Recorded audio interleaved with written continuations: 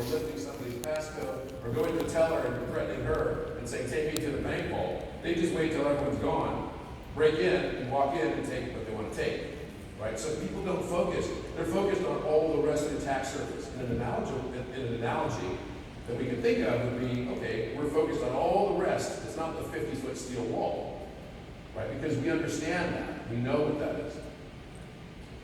So in order to look at this in a different way, what we also found was that these lines right here, we have not published those, are all relational to the mathematical constants. Universal mathematical constants. So 114 is basically 1 over pi times 360.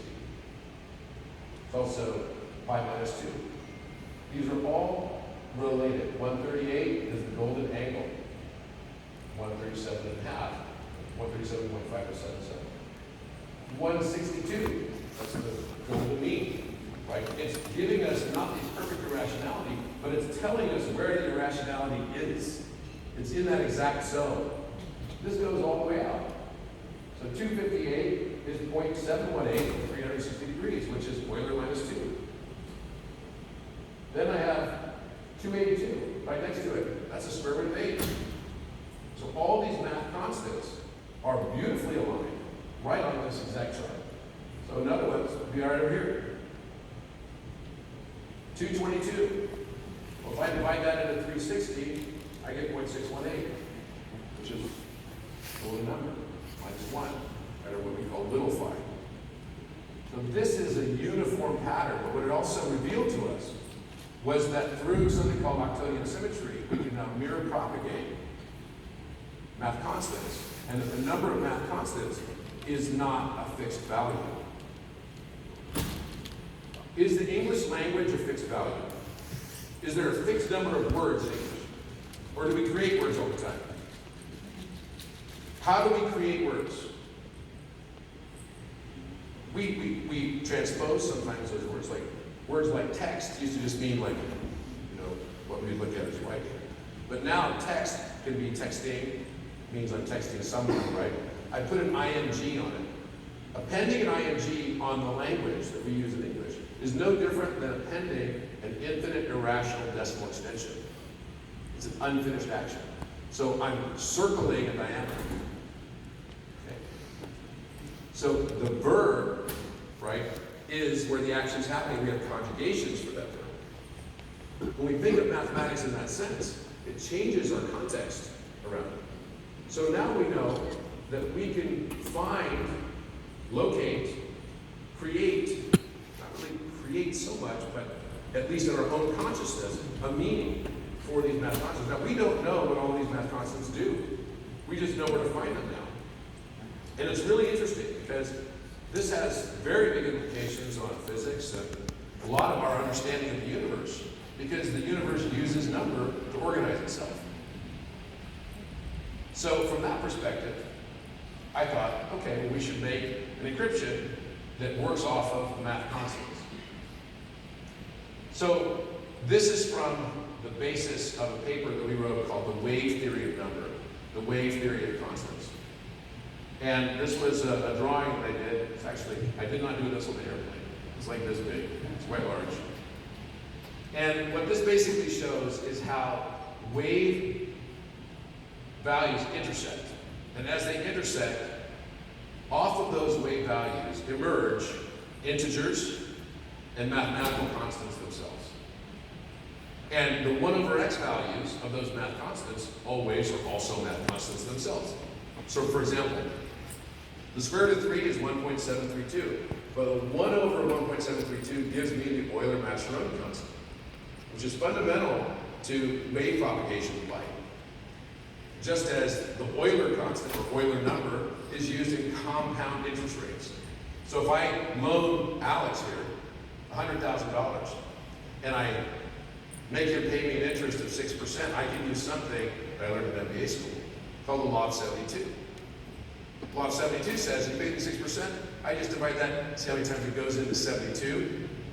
That will give me the compounded value of my money, and it will tell me that it's going to take me 12 years to double my money.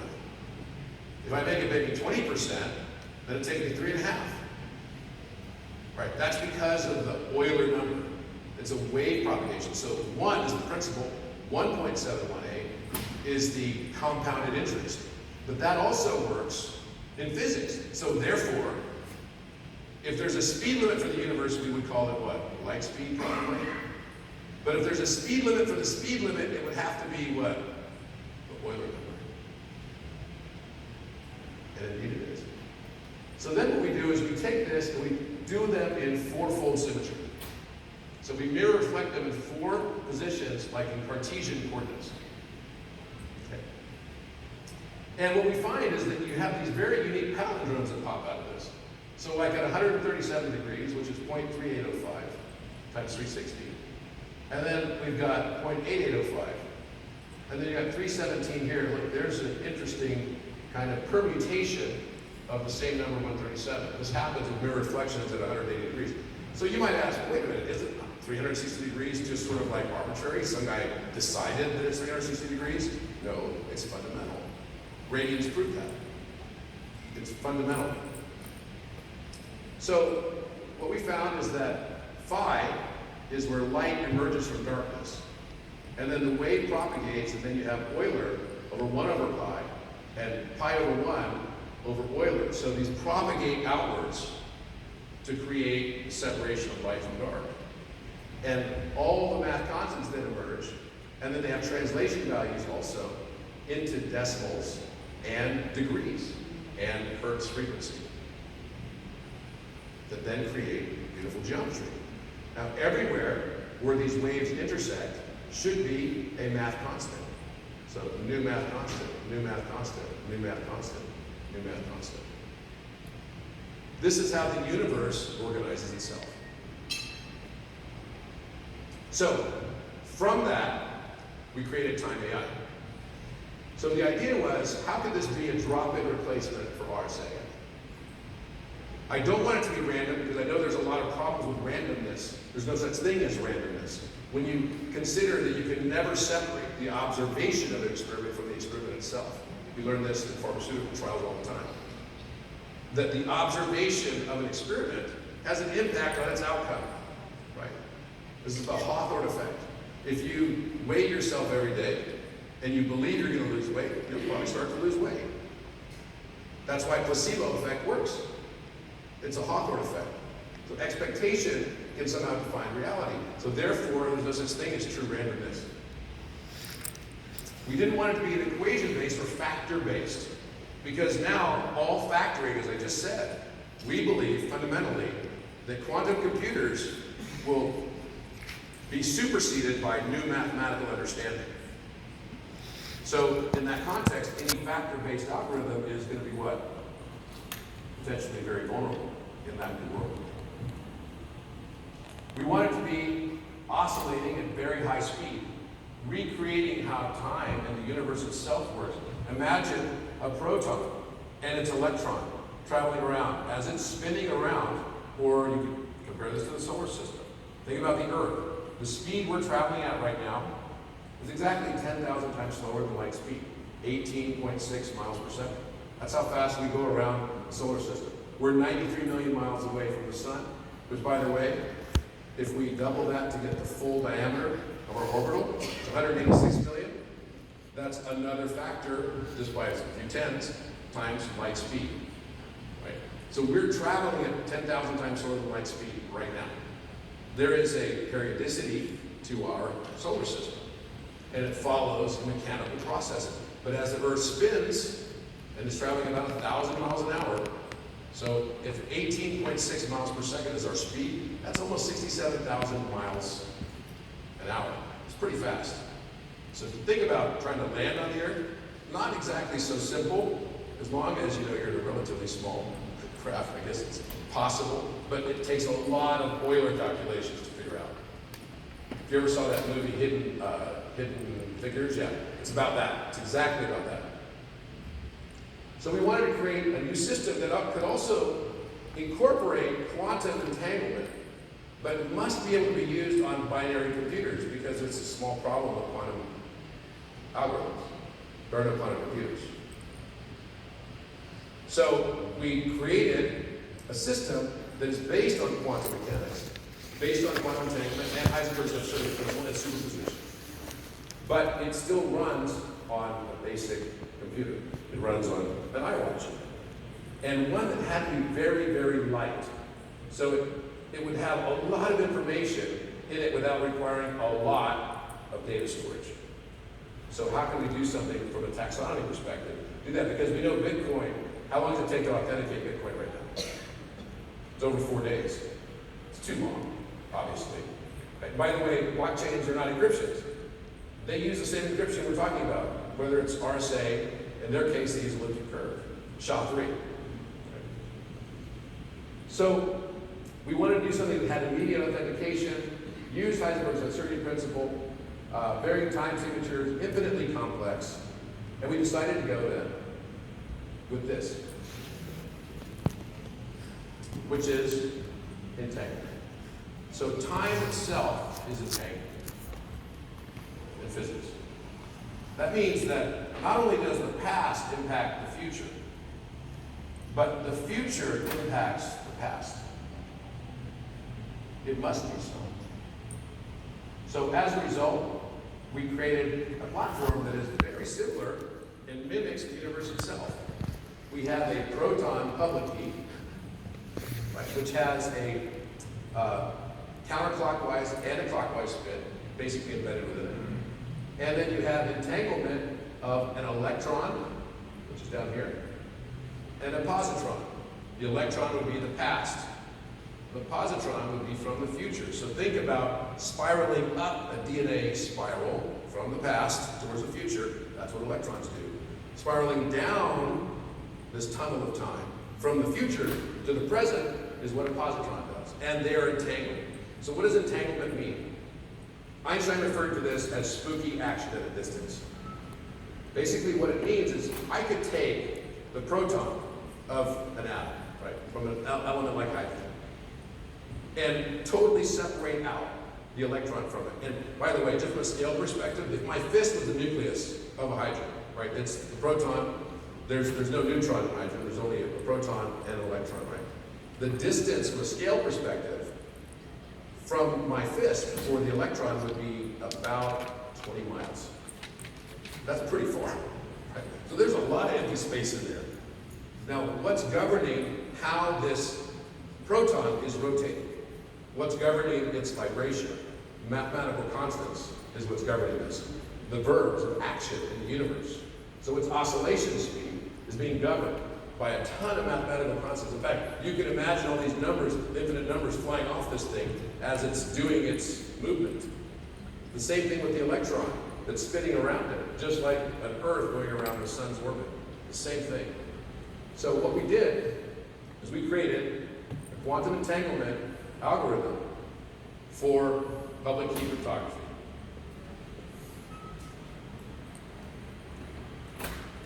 So you have the past, you have the future, you have a proton, which has also entangled with it, it's antiproton, and you have an electron and its positron from the future.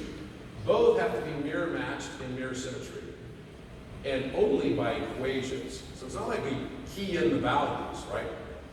We associate these math constants through equation, infinite series equation, and embed them into a musical note. The universe is like music.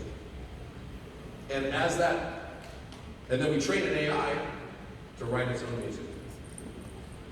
So the AI is just machine learning technology. It's not super dramatic. AI seems like a really good place to go because if it's attacked, it can evolve. It can logarithmically increase its complexity immediately. So then we take these fundamental mathematical constants, and in fact, this is a paper that also we're going to be publishing quite soon, but have not yet. The golden angle appears to be the center of the wave propagation. So the other side of the golden number, which is phi.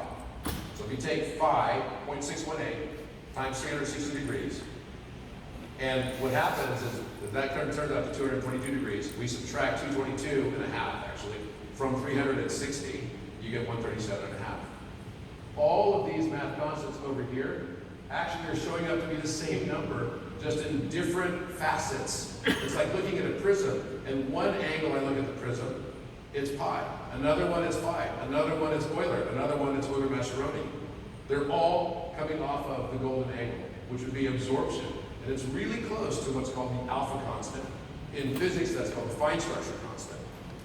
And that is the separation energy, it's the threshold energy of the Higgs boson. It's the threshold energy that defines whether an electron will emit a photon or absorb a photon and jump to a higher shell.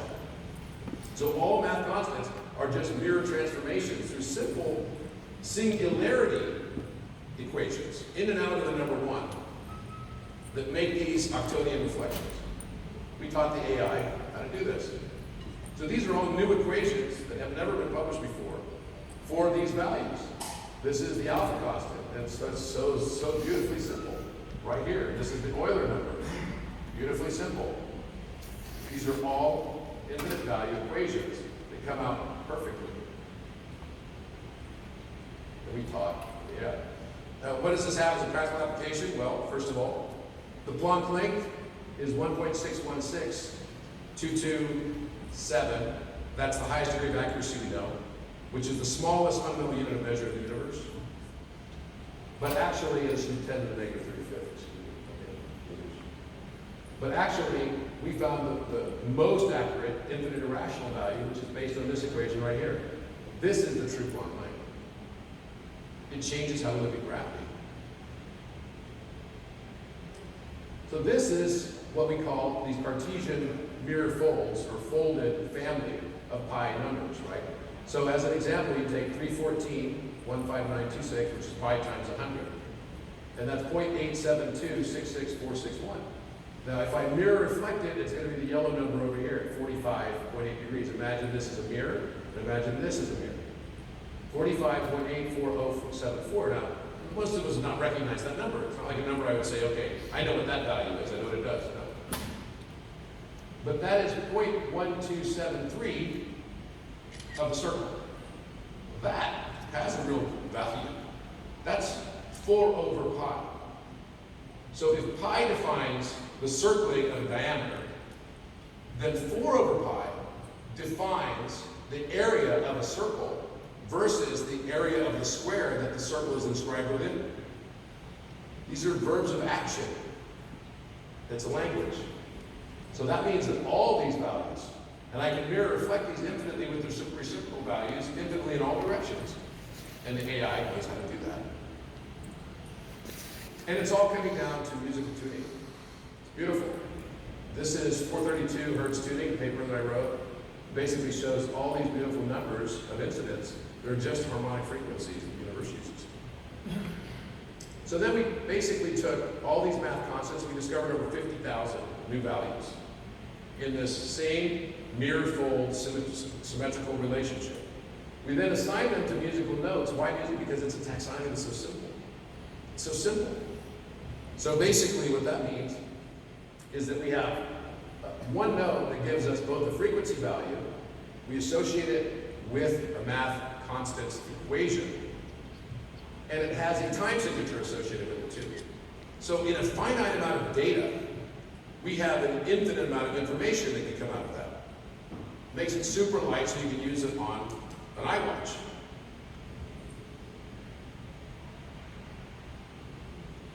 Then the AI has also been trained. There's 24 keys, that's another clue to the 24. 24 keys in music, 12 major, 12 minor keys. So whenever it changes the keys, it changes all the families of constants.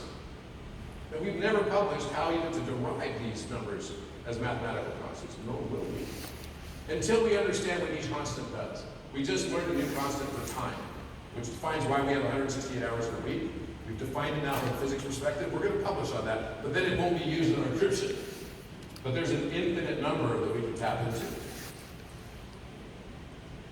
We oscillate these keys at the nanosecond scale, a billionth of a second. So when I say quantum, and I think in the encryption field, we're looking at this purely from a physics perspective.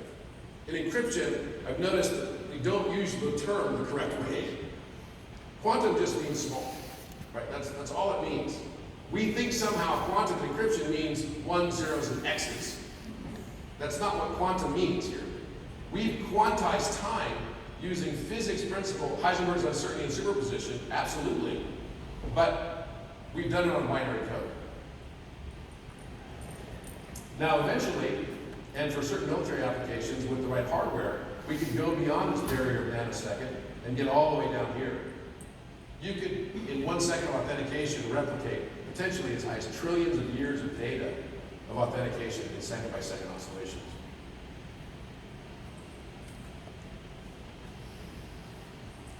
So, totally new encryption model. Totally new approach to how we thought through encryption to make it really light and simple. And I understand it's totally new for you guys, so you guys are like, wow, this is like so out there, different. But we tried to do something to address the issue that we're all facing now, which is the advent of both quantum computers and new understanding of mathematics. So with that, I'll open the time up to some questions. But before I do that, I just want to just roll a video real quick. So, is it embedded in this? Yep, at the end. Huh? At the end. Okay. Okay. This one? Hit this one. I don't see it, Victoria. Spacebar. Spacebar. Click one more time. Hit Hit spacebar. the spacebar. Like I said, I only know how to use pencil and paper. Straight edge. Compass. You are unlike any other. A beautifully unique human being with integral patterns. Patterns that become data. Data that mirrors who you are. Making its ownership and privacy essential to your individuality. In addition to all of your transactions, messages, and financial account data, today your private in-home interactions, geolocation, and even your own DNA are protected only by a single static encryption algorithm, now recognized by the world's experts as obsolete. The Fibonacci sequence repeats every 24 cycles when viewed using digital root analysis, a pattern that can be represented with an icosahedral tetragon spiral. By positioning integers in 24 positions for every 360 degrees, Crown Sterling solved one of the greatest mathematical mysteries of all time, identifying for the first time an infinitely predictable prime number pattern. These patterns also reveal an entirely new classification of non-prime numbers called quasi-primes, as well as a new understanding of how mathematical constants interact with primes and quasi-primes to propagate and mirror reflect in infinite wave conjugations. Academic researchers believe this discovery may be the key to unlocking a new, unified physics cosmology, a theory of everything. This new discovery enables large prime factorization using standard computers, thus rendering obsolete all static factorizing encryptions presently used in public key cryptography.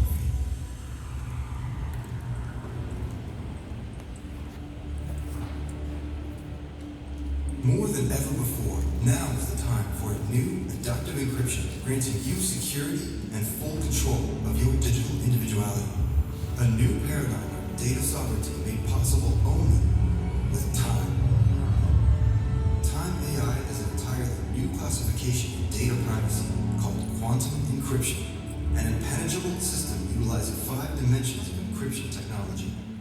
Rather than depending on prime numbers in only a 2-dimensional static matrix, Time AI introduces time and high-speed oscillations of infinite wave values of irrational numbers as its encryption modality. Using the infinite variations within music, composed real-time by artificial intelligence, Time AI generates quantum encryption keys as unique as your own iris. Each quantum public key is paired with 2 quantum private keys that are entangled through mirror symmetry mathematics in value, time exposure, and oscillation speed. These quantum keys change at the nanoscale of time, directed by state-of-the-art AI technology, harnessing time's entanglement, 1 key from the past and 1 key from the future, changing the number series 1 billion times per second with no pattern. The speed of the AI oscillations allow 31,709 years of oscillations in a single second of data authentication. To unlock time AI, the future and the past must converge perfectly in a split second, unpredictable by any known intelligence in the universe. And, if ever attacked, time AI learns, forever adapting and evolving its defenses through incalculable and infinite variations.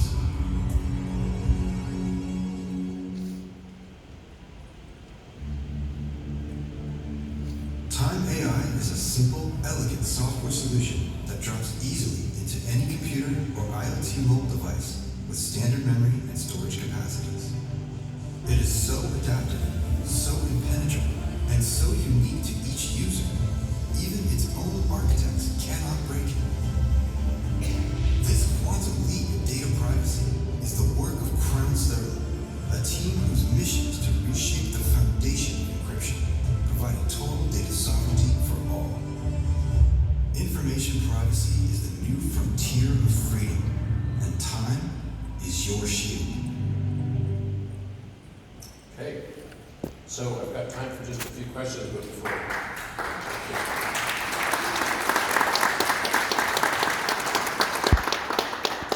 So this morning, Undersecretary Mike Griffin said on his Twitter feed, what I want to bet on is the ability of the United States and our Western allies to out-innovate adversaries. I think that's really important, and it's not just at a national level, but I'm excited for timeliness to be able to impact the consumer too.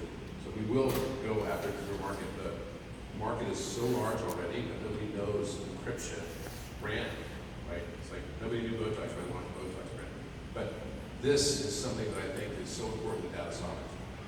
So with that, I'll open the time to just a couple questions real quick. Yes, go ahead.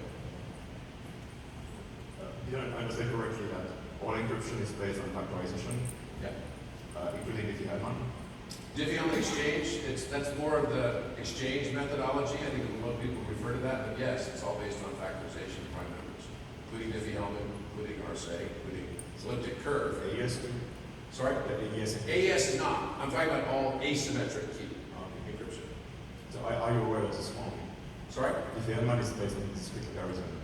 I'm sorry. You probably full say. Oui. Okay.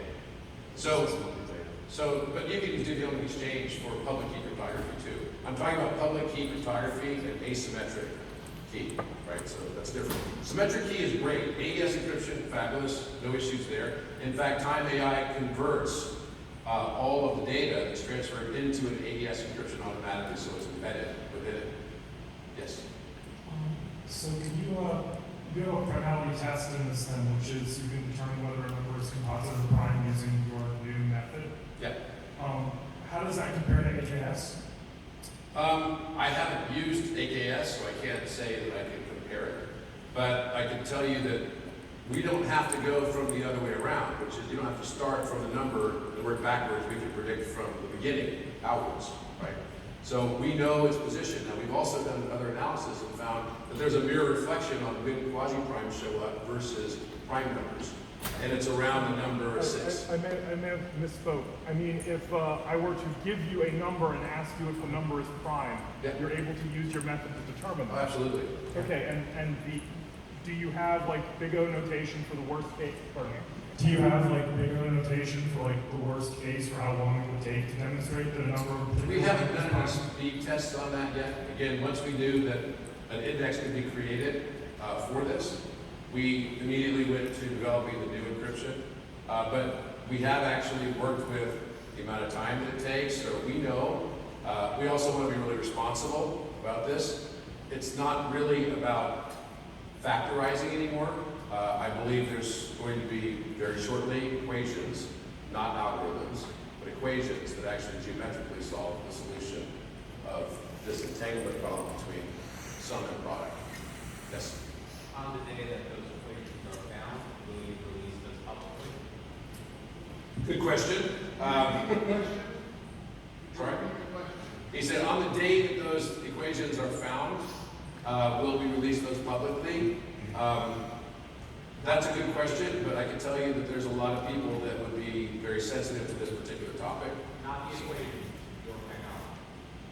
on how, what do you mean, as far as the, If there is an equation, Yep. if there is an equation which breaks all encryption, will you release Well, your encryption? not all encryption, public key, right, that is Yes. using factor-based, right? Would we release our encryption Yes. equation? It depends. I don't know the answer to that question. We have considered doing white papers on our encryption. There are certain parties that we're in talks with right now that may not want us to do that. I can tell you that Microsoft is working on a non-factor-based encryption. I've heard Google working on it too. I don't think they're going to be publishing that. So I think that that whole concept of, you know, the Kirchhoff principle, et cetera, I think is going to be challenged very soon because people are starting to really look at this as trade secret more than anything else. So I can't answer that question right now, and I don't want to venture it right now because I can't say what our partners would want. We're looking at doing partnerships with several companies right now, many of whom you would know. Yes? Just wanted to add that about asymmetric encryption with data fuse factorization. In fact, Microsoft and Google are working on that to make the market because it was published in 1976 Yeah, it's true. by Machilis. Yes. And then another one until 2001. Actually, they just went back to one, probably because they know about this prime factor issue. So They went back to the in fact- 60s. In fact, when Shamir had the idea of RSA, Shamir is the ace of RSA, was in 1978. Asymmetric encryption based on things other than factorization were already known and published for 2 years at that time. And that was in the disco era. So maybe there is a bit of pure art. Yeah, yeah. And possibly Do you have a question? in one of those schemes with the circle and so on, and you found some relation with prime numbers. And there is also a bit of pure art because it was actually error sensitive, so it was described and published 23 centuries ago. So maybe you should Google. Yeah, that's part of it, but the quasi-prime was not. So the prediction of priming was not. And actually, the first time that anyone published the issue of the 24-hour clock, which is not our invention, we cite in our paper Peter Plitka, who actually published that, I think it was in the 90s. But he's an old chemist from Germany. But the quasi-prime, the advent of the quasi-prime, and being able to predict primes, was only an issue. One last question, then we gotta go. Yes, over here.